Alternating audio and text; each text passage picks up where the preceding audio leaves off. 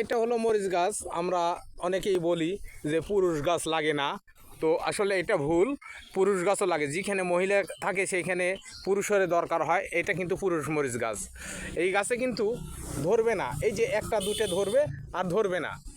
আর মহিলা গাছগুলায় দেখেন কত ধরেছে, মহিলা গাছগুলায় কিন্তু অনেক ধরেছে, যা না দেখলে বিশ্বাস হবে না, চোখে না দেখলে।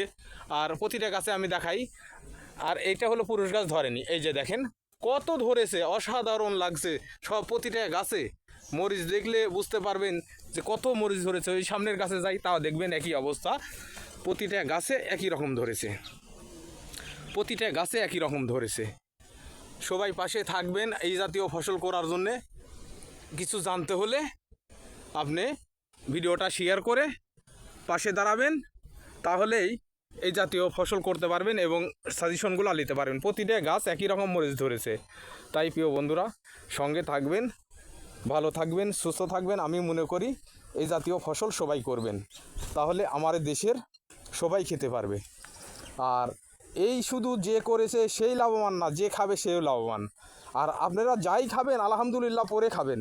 এই মরিচগুলো আলহামদুলিল্লাহ পরে খেলে তাহলে যে ফসলটা করেছে তাইও দোয়াটা পেলো। আসলে টাকা দিয়ে আপনি যতই কিনেন, কিন্তু তারপরেও আলহামদুলিল্লাহ বলে খাবেন প্রতিটা জিনিস। ধন্যবাদ, ভালো থাকবেন।